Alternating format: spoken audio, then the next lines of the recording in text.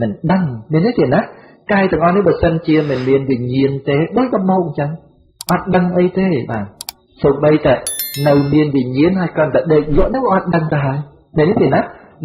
nâu miền bình nhiên số bây tại thành nạ để sẵn lọt đến có ọt đăng hay tụi bạn hả mình bạch vào hồ đòi thật sao lạc phòng mình chẳng thế tiền á chẳng đôi đợi đồng bố ấy để đằng cứ vĩnh nhiên là tế riêng cài đến ọt đăng có bàn tay dừng mơ tới hạ đôi chiều rụt riêng cài với đăng dầm bao nè nên thế tiền á lụ tới lụ bạc hơn ấy chắc cả đây đi đằng đây đằng cả đời đây mình tam tất cài với ọt đằng để đằng nước cứ vĩnh và anh chẳng bờ sân chìa dương sẽ đạp nơi về thó để về ông lột trong sầm đại màu tình tránh dừng dương khinh thả rút riêng cài ní đôi chia thiệt và đôi chia đồng bố để chia thiết mình đánh đối được nhỉ nói tiền đó nên à cả là chia cài ní sầm đại vô đấy và sầm đại vô đồng bố để cát và vì thủ lý để về cả làng và cả làng là không tức nó đôi chia không tức và vì miền vì miền của phụ này thủ lý đấy đây việc lệ tới co canh co lan rồi hốt đó và có hốt đó tức những ấy riêng đôi chìa và đôi chìa lục cru anh chơi từ vượt để anh đi anh chấn còn thọt máu đôi chìa từng nề ranh chè rìa và nói từ đó và dưới có từng chìa rạ vẹt tầy lấy cô on là lý khơi thọt tới khơi đau riệp smile tận óc bà khơi ở lầu vững lầu vơi tới mà đó nếu vì có canh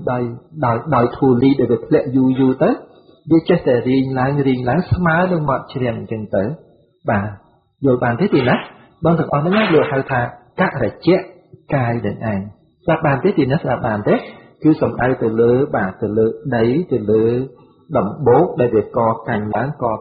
bàn có còn cái nơi không sập thiết chưa được bó mính mình đằng đá Prisama Sampot rồi ống priệp thiết từ cài đến ấy đôi chiếc đóng bột mà nực nóng và mà cả số đồng bột đến ấy rồi mấy hơi sái nơi tế dục rồi mình chết này không tế về cài đến ấy đây cái việc co cành láng có đôi khi chẳng đấy nó thì nè rụt riêng cài đến đây việc thông thoát về chồng ra đang say đầy xài bá say đây bài nung chồng nấy để dựng bò đi phục tới đi nè hay ta xa bài từ ta xa ấy vì oi srua thế cài nấn ri chấm ra mới oi srua thế thà mình oi srua thế về trời ca từ tua ca cọ chợ bạch nặng nòm ấy cho tiến họ này đấy chân lùng ba đấy để miền cài đằng ôi bà bầm miên còn miên tây chầm oi kì cọ chầm oi kì chợ bạch thiệt nòng miền mấy này nè bà mình ban chợ bạch tê về ôi vì chọc về sập quân về khăng về tơ tận đom về tơ tơ trong thệ trong tới bàn riêng srua bà đó là cái vô đại đừng bay ngay cọc khoọc mà đòn tới về riêng srua đồng ban vô đại tới đòn tới tới con tới một cái chu của xà bài ở tới bàn này rồi còn việc tao tập đi bay ngay cái tôi cất đất thì tôi nhắm đâu bắt rồi ôi srua nè nên là để miền rụt riêng cái chân về miền từ miền gì cả bà miền dịch đây sọc lại nói về miền ca lồng bạc được chứ cài đứng anh bị chìm ra đòi đồng bài đồng nùng ấy đòi có cả nhà ná miền cá của chụp bạch đứng anh chỉ riêng rồi thấy miền dịch đây lồng bạc tràn đại Prisama Samput và ông lục khơi hai đến ban chia và ông lục trong sầm đáy nơi thó bạc sạch lộ từng lái ở khơi dịch đấy cả mà nơi tên miền hết miền bạch cháy thua từng ông lúc nơi tên miền cả cát chiaបន្តរហូតដល់ព្រះសម្មាសម្ពុទ្ធឃើញនៅបដិបទាដើម្បីចម្រើននៅបញ្ញាកាត់ផ្ដាំកាត់បងកាត់ផ្ដាច់នៅសង្យោជនៈដែលជាឫសគល់នៃជាតិនិងជារាទើបបានបុគ្គលនឹងឯងសម្រេចបានឃើញបានត្រាស់ដឹងនៅសម្ពោធិញ្ញាណនៅក្នុងលោកនឹងតែម្ដងមានព្រះអរហន្តទាំងឡាយដែលលោកបានឃើញរួចហើយដូច្នេះបដិបទាទាំងឡាយដែលព្រះសម្មាសម្ពុទ្ធព្រះអង្គលោកទ្រង់សម្ដែងគឺស្រេចហើយទៅលើប្រគុណម្ចាស់គ្រប់ព្រះអង្គនិងលោកតាលោកយាយបងប្អូនប្រុសស្រីទាំងអស់ដែលជាអ្នកភ្ញាក់រលឹកបានដោយប្រកបនៅធម៌ ដើម្បីនឹងបានសម្រេចនៅសម្ពោធិញ្ញាណនោះដូចជាព្រះអរហន្តផងដែរនេះគឺជាសេចក្តីពិតគឺជាបណ្ដាំពិតរបស់ព្រះដ៏មានព្រះភិក្ខដើម្បីញ៉ាំងឲ្យសត្វលោកទាំងឡាយរើបំរាស់អំពីអន្ទាក់នៃសង្សារវដ្តដែលពោពេញទៅដោយសេចក្តីទុក្ខនេះឯងបាទអញ្ចឹងយើងដែលបាននាំគ្នាមកសិក្សារៀនសូត្រអំពីរូបបរមត្តសូម្បីតែកាយប្រសាទនឹងក៏ដោយក៏ព្រះអង្គបង្កប់ឲ្យឃើញថានឹងក៏ជាទុក្ខដែរពីព្រោះសភាវៈរូបនេះគឺជាសភាវៈរូបដែលកើតអំពីបច្ច័យសភាវៈណាដែលកើតអំពីបច្ច័យសភាវៈនឹងឯងមិនមែនមានអំណាចមានសមត្ថភាពចំពោះខ្លួនទេគឺត្រូវតែកើតឡើងហើយក៏ប្រែប្រួលរលត់ទៅវិញដូច្នេះសត្វលោកទាំងឡាយដែលកើតឡើងអាស្រ័យដោយសភាវៈទាំងអស់នោះគឺត្រូវចាំបាច់តែបាទមានការប្រែប្រួលនឹងទៀងជារាជាធិនិងមរណៈនិងគ្រោះសង្កត់ដោយពិតប្រាកដព្រោះសភាវៈទាំងឡាយសុទ្ធតែជាសភាវៈកើតឡើងអំពីបច្ច័យមានការប្រែប្រួលទ្រាំមិនបានគឺត្រូវតែកើតឡើងហើយរលត់ទៅវិញដោយពិតប្រាកដដូច្នេះសត្វលោកទាំងឡាយនឹងរកសេចក្តីសុខឯណានៅក្នុងបាទសភាវៈនៅក្នុងធម្មជាតិដែលពោពេញទៅដោយសេចក្តីប្រែប្រួលតែប៉ុណ្ណោះនោះមិនមានទេដូច្នេះមានតែទីពឹងមួយគឺបដិបទារបស់ព្រះសម្មាសម្ពុទ្ធដែលព្រះអង្គលោកទ្រង់សម្ដែងនោះតើតែនឹងឯងព្រះគុណម្ចាស់លោកតាលោកយាយបងប្អូនប្រុសស្រីទាំងអស់បាទជាយាមប្រឹងប្រែងដកខាត់ដោយបដិបទានោះដើម្បីឲ្យរួចដូចជាព្រះអរហន្តដទៃបាទឥឡូវយើងឃើញកាយប្រសាទរូបនឹងឯងយើងមកដល់អំពីលក្ខណៈនៃកាយទាំង4ហើយដែលព្រះអង្គលោកទ្រង់សម្ដែងអំពីបសាទរូបសាទកាយលោកសម្ដែងអំពីរូបកាយលោកសម្ដែងអំពីនាមកាយលោកសម្ដែងអំពីបាទបញ្ញត្តិកាយដោយប្រការនោះបាទគឺព្រះអង្គលោកទ្រង់បង្ហាញសេចក្តីពិតរបស់ធម្មជាតិនឹងឯងដោយព្រះគុណម្ចាស់លោកតាលោកយាយបងប្អូនប្រុសស្រីទាំងអស់គឺវាត្រឹមតែជាកាយនឹងឯងមិនមែនជាព្រះគុណម្ចាស់ទេមិនមែនជាលោកតាលោកយាយបងប្អូនប្រុសស្រីទេនេះគឺជាសេចក្តីមួយរបស់ព្រះសម្មាសម្ពុទ្ធដែលលោកសង្កត់ទៅលើធម្មជាតិនោះវាត្រឹមតែជាសភាវៈមិនមែនជាព្រះគុណម្ចាស់មិនមែនជាលោកតាលោកយាយទេត្រឹមតែប៉ុណ្្នឹងឯងគឺកាយបសាទបាទបានទេទៀតណាបាទដែលកាយប្រសាទហ្នឹងគឺជាបាទរូបមួយយ៉ាងដែលវានៅក្នុងចំណែកមួយនៃរូបទាំងអស់បាទជិះស្ដាប់បានទេទៀតណាស្ដាប់បានហើយណាទៀតណា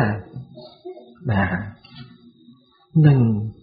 ហើយព្រះអង្គលោកទ្រង់សម្ដែងហើយដូចជាកាយប្រសាទឬក៏ប្រសាទកាយនឹងឯងលោកប្រៀបបីដូចជាសរសៃអំបោះបាទដែលវាស្រាក់ដែលវាស្រោបនៅជុំវិញសរីរៈទាំងអស់នឹងប៉ះកន្លែងណាក៏សំគួរដល់ការប៉ះខ្ទប់ដែរណាទៀតណាប៉ះខ្ទប់ជាមួយនឹងអីប៉ះខ្ទប់ជាមួយនឹងផោថពៈមានការក្តៅត្រជាក់ជាដើមដូចជាព្រះគុណម្ចាស់បាទនិមន្តកណ្ដាលថ្ងៃមកកាយប្រសាទនឹងឯងរមែងប៉ះជាមួយនឹងកម្ដៅនេះទីណាពេលខ្យល់បក់មកព្រះគុណម្ចាស់មានសេចក្តីដឹងខ្លួនថារស់ហើយទេបាទរស់ហើយនឹងរឿងទាំងអស់នឹងបើគ្មានកាយប្រសាទទេដឹងទេអត់ដឹងទេសូម្បីតែព្រះគុណម្ចាស់គង់នៅក្នុងសាលាលោកតាលោកយាយបងប្អូនប្រុសស្រីទាំងអស់បាទអញ្ជើញអង្គុយនៅក្នុងសាលានឹងឯងមានសភាពដែលប្រកាសឡើងដូចជារឹងឬក៏ដូចជាទន់ឬក៏ដូចជាការត្រជាក់ណាមួយទាំងអស់នឹងគឺអាស្រ័យដោយរូបនឹងឯងមកប៉ះទប់ជាមួយនឹងកាយបសាទមានទេណាបើសិនជាកាយប្រសាទនឹងខូចដឹងទេអត់ដឹងទេអញ្ចឹងបានជាថាកាយប្រសាទនឹងដូចជាសរសៃអំបោះដែលមានសភាពថ្លាស្រៈពេះពេញសរីរៈសូម្បីតែថោថពៈប៉ះត្រង់កន្លែងណាក៏សំគួរដល់ការដឹងគឺកាយវិញ្ញាណមែនទេណា បាទឥឡូវព្រះអង្គបានសម្ដែងកាយ4យ៉ាងទៀតណាទៀតណាបាទឲ្យឃើញកាយ4យ៉ាងទៀតដែលព្រះអង្គបានទ្រង់សម្ដែងដើម្បីឲ្យព្រះគុណម្ចាស់លោកតាលោកយាយបងប្អូនប្រុសស្រីទាំងអស់ឲ្យស្គាល់ឲ្យបានច្រើនពីរឿងកាយនឹងឯងណាទៀតណាចឹងអញ្ជើញនិមន្តយកសិភៅមកអញ្ជើញយកសិភៅឡើងមកហើយយើងប្រាប់បន្តហើយនឹងខ្ញុំចាប់ផ្ដើមពន្យល់បានបន្តទៅទៀតបាទដាក់ចំកណ្ដាលទំព័របាទកាយ4យ៉ាងកាយ4មួយយ៉ាងទៀតចុះបាទសរសេរខៀវក្នុងបរមត្ថទីបនីបាទត្រូវទេណាបាត់វងក្រចកសរសេរខៀវទេណាបាទខដាក់សអូខបាទខដាក់សអូទៅចុចមួយទៅបាទន័យថាខុតតកនិកាយខុតតកនិកាយបាទសេតខុហ្នឹងទៅបានហើយទេណាចុចទៅបានសរសេរតទៅទៀតអ៊ីតិវុត្តកៈអ៊ីតិអេអេតិវុត្តកៈហើយសរសេរតទៅទៀតពោលថាក្នុងបរមត្ថទីបនីខុតតកនិកាយអ៊ីតិវុត្តកៈពោលថាចំណុច2ចុះបន្តបាទចំណុច2ចុះបន្តសរសេរក្រហម1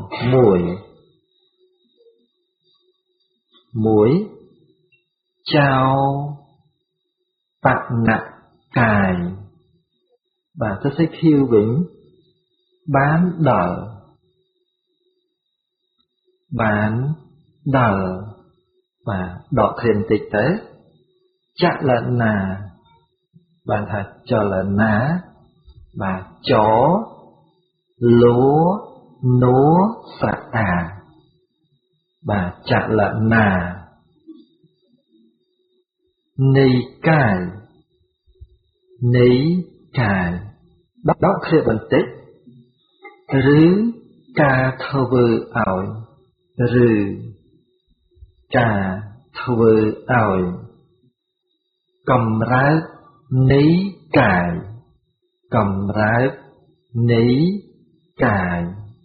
ចុះបន្តសរសេរក្រហមទៀត2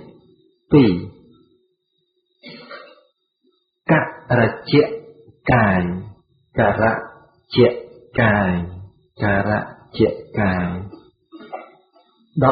ដកឃ្លាបន្តិចទៅសរសេរ Q វិញបានដល់បាទដកឃ្លាបន្តិចកាយដែលកើតពីធូលីក្នុងទឹកកាយដែលកើតពីធូលីក្នុងទឹកបន្តទៀតសរសេរក្រហម3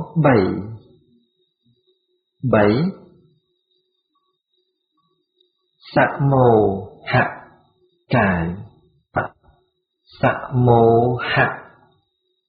កាយសរសេរ Q វិញបាទមោដាក់ស្រៈអូសមោត្រូវហើយទៀតណាត្រូវទេបាទសរសេរ Q វិញបានដល់កាយដែលប្រជុំគ្នាបានដល់កាយដែលប្រជុំគ្នាបាទអញ្ចឹងចុះបន្តទៅសេក្រហម4បសាទកាយដកឃ្លាបន្តិចសរសេរ Q វិញបានដល់កាយបសាទ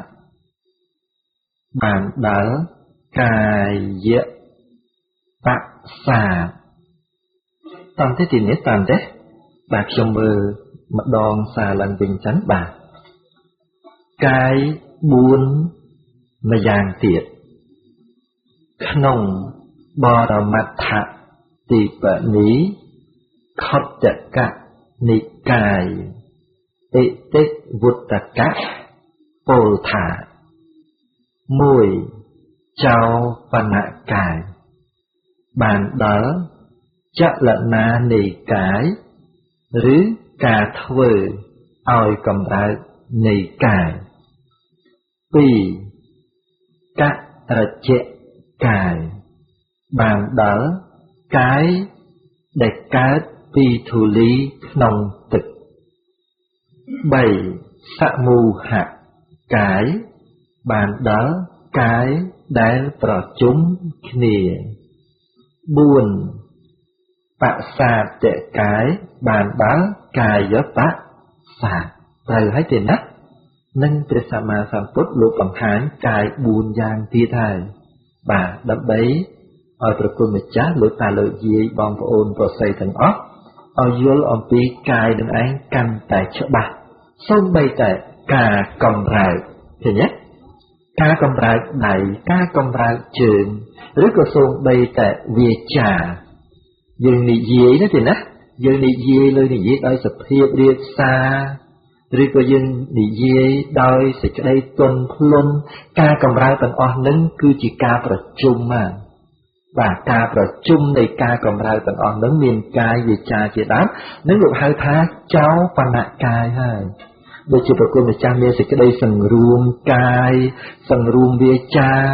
នឹងការដែលសង្រួមកាយសង្រួមវាចាហ្នឹងមិនមែនសង្រួមបន្តិចទេគឺថាវាប្រជុំនៃការសង្រួមនឹងឯងបាទមានការសង្រួមនឹងឯងច្រើនជាលំដាប់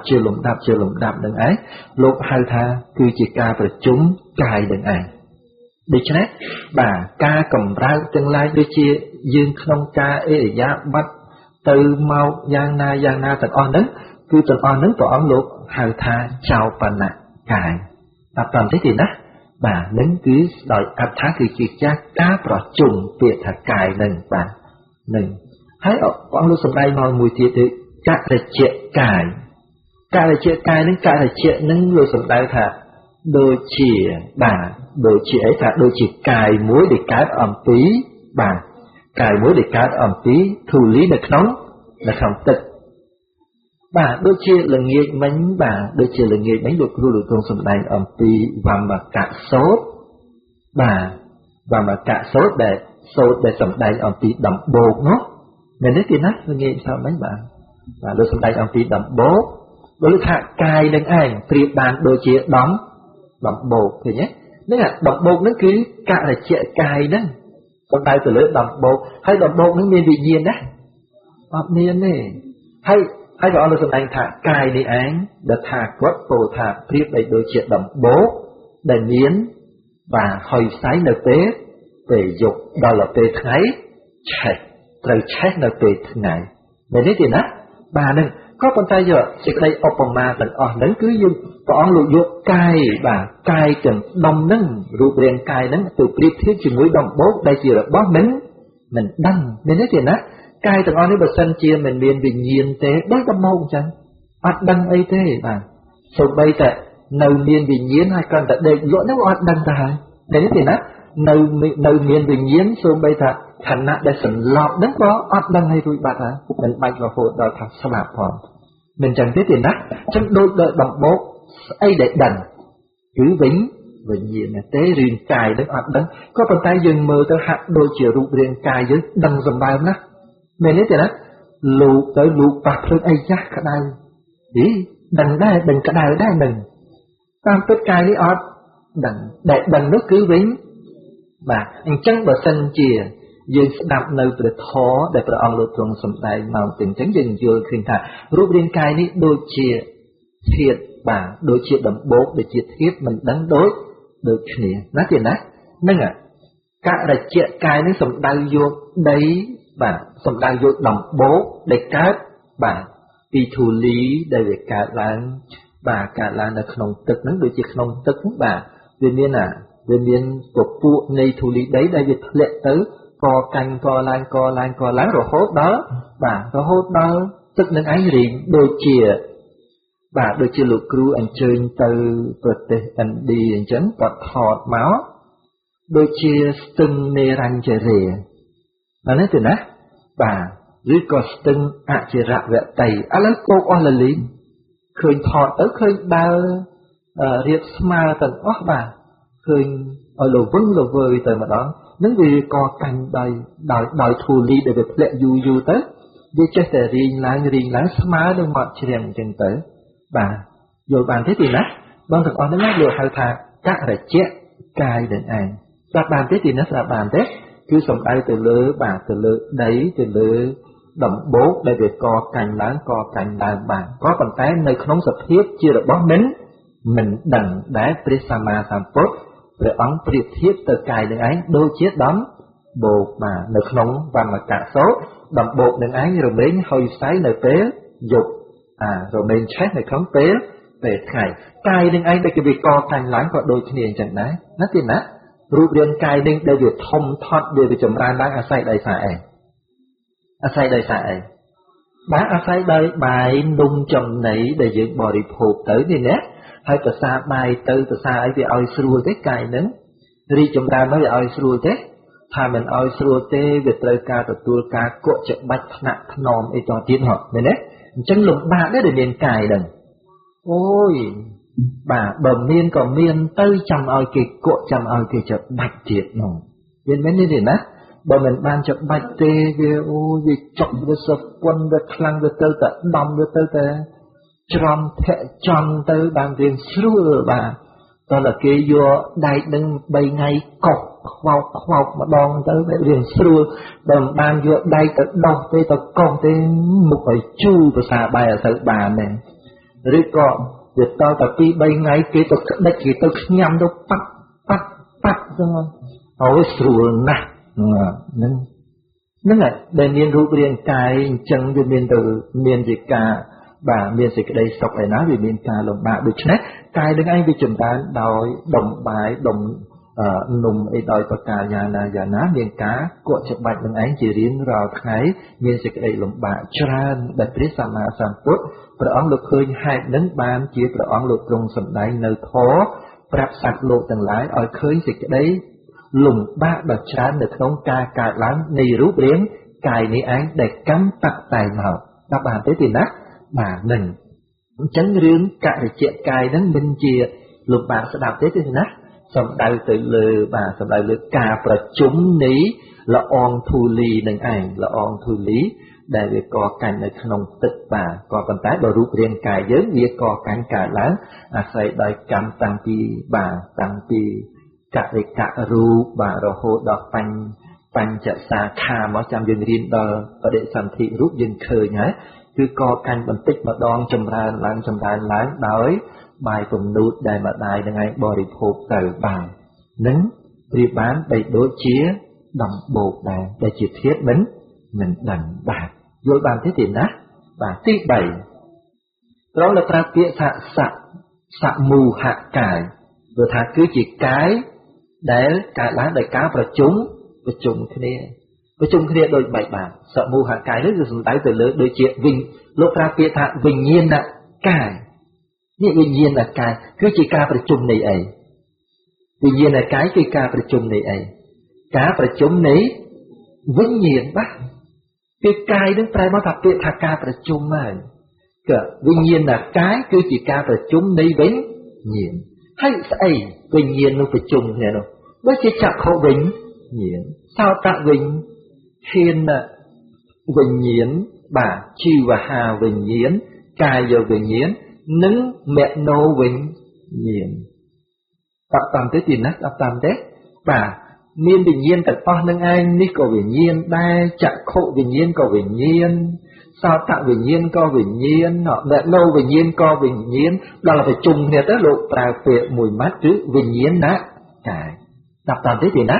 នឹងឯងសំដៅយកសមូហកាយឬដូចជាថាសកាយថាសបាទការប៉ះពាល់បាទការប៉ល់ត្រូវបាទនឹងថាសនឹងលោកប្រើពាក្យថាសកាយបានន័យថាជាការប្រជុំនៃអីប្រជុំនៃ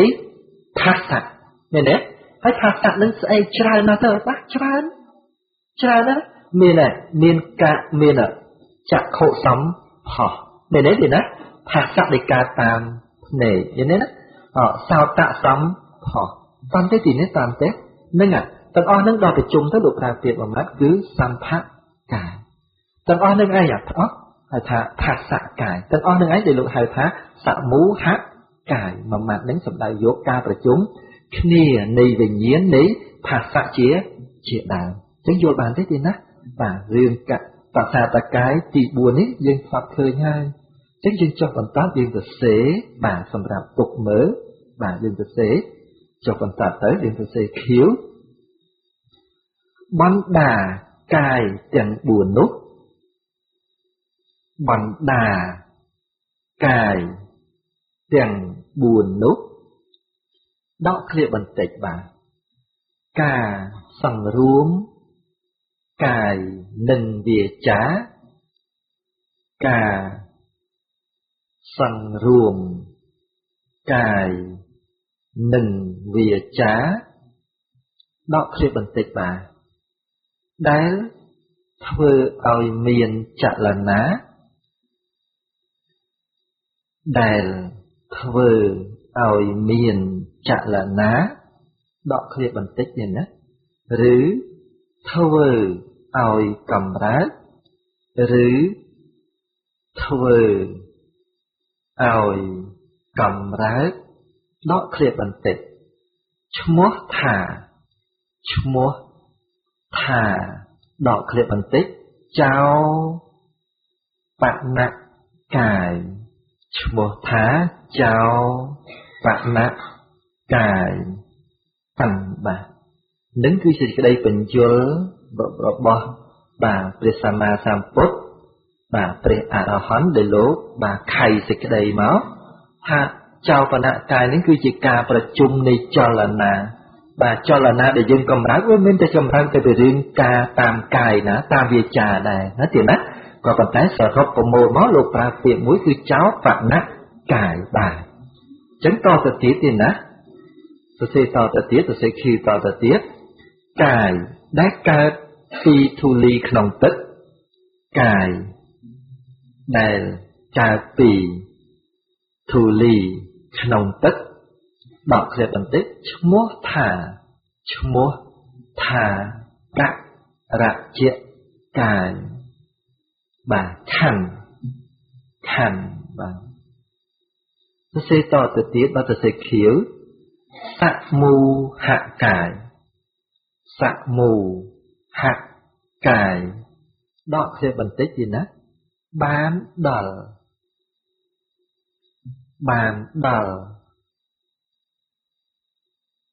vinh nhiên nạ cái pram mùi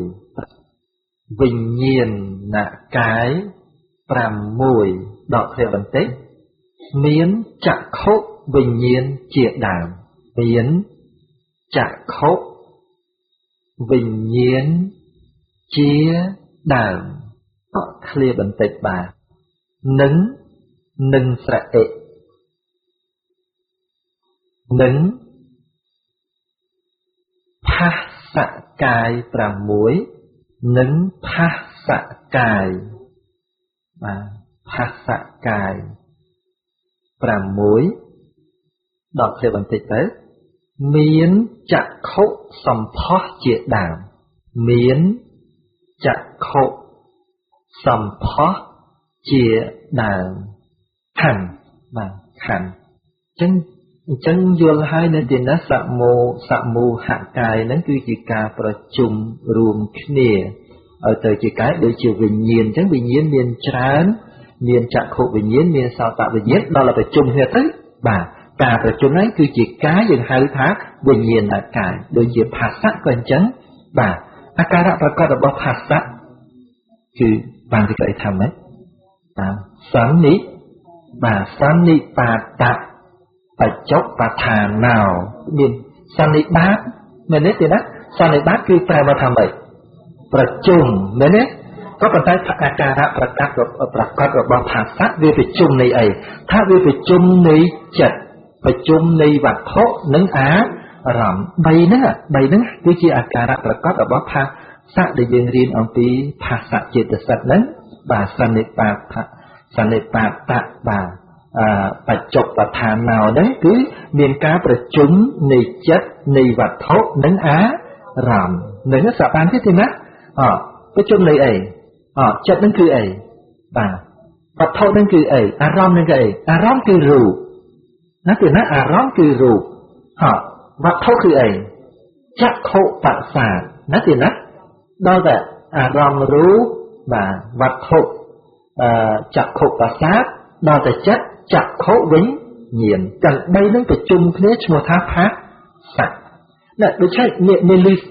ភាសៈនឹងមានចក្ខុទេមានលឺពាក្យចក្ខុទេ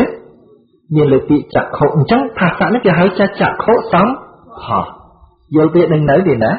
បាទពីព្រោះអីពីព្រោះវាមានការប្រជុំបាទប្រជុំចក្ខុប្រសាទចក្ខុវិញញាណដោយមានអារម្មណ៍គឺរូបបាទភាសៈនឹងហៅថាចក្ខុសម្ផស្សហើយអត់តាមទេពីណាហើយដូចជាឥឡូវបើអារម្មណ៍នឹងជាសំឡេងត្រូវគូជាមួយនឹងវត្ថុគឺអីសោតប្រសាទអញ្ចឹងវិញ្ញាណនឹងគឺអីចិត្តនឹងគឺអីសោតវិញវិញ្ញាណអញ្ចឹងទាក់ទងជាមួយនឹងសោតប្រសាទទេណាការប្រជុំនៃបាទ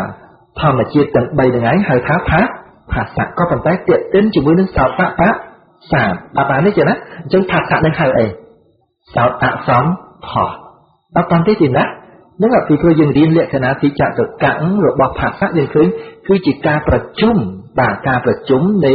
អារម្មណ៍នៃវត្ថុនិងនៃវិញ្ញាណយើងឃើញវិញ្ញាណនឹងជាវិញ្ញាណស្អីថាវិញ្ញាណនេះគឺជាខចក្ខុវិញ្ញាណអាស្រ័យដោយចក្ខុប្រសាទអញ្ចឹងភាសៈនឹងឈ្មោះថាចក្ខុសម្ផស្សបើសិនជាវិញ្ញាណនឹងជាសោតវិញ្ញាណអាស្រ័យដោយសោតប្រសាទចក្ខុនឹងភាសៈនឹងគឺឈ្មោះថាសោតសម្ផស្សបើសិនជាវិញ្ញាណនឹងឯងជាឃានវិញ្ញាណអាស្រ័យដោយឃានបសាភាសៈហៅថាម៉េចឃានសម្ផស្សបើសិនជាវិញ្ញាណនឹងឯងជាជីវហាវិញ្ញាណអាស្រ័យដោយជីវហាបសាភាសៈនឹងហៅយ៉ាងម៉េចវិញជីវហាសម្ផស្សបើសិនជាបាទវិញ្ញាណឯងជាកាយវិញ្ញាណអាស្រ័យដោយកាយប្រសាទភាសៈហៅយ៉ាងម៉េចកាយសម្ផស្សអត់បានទេណាបើសិនជាបាទអារម្មណ៍នឹងឯងជាធម្មារម្មណ៍ណាប្រាប់បានទេណាអារម្មណ៍នឹងជាធម្មារម្មណ៍ហើយបាទហើយចិត្តនឹងឯងគឺជាមនោវិញ្ញាណប្រាប់បានទេណាដូច្នេះភាសៈនឹងឯងត្រូវហៅយ៉ាងម៉េចវិញទេណា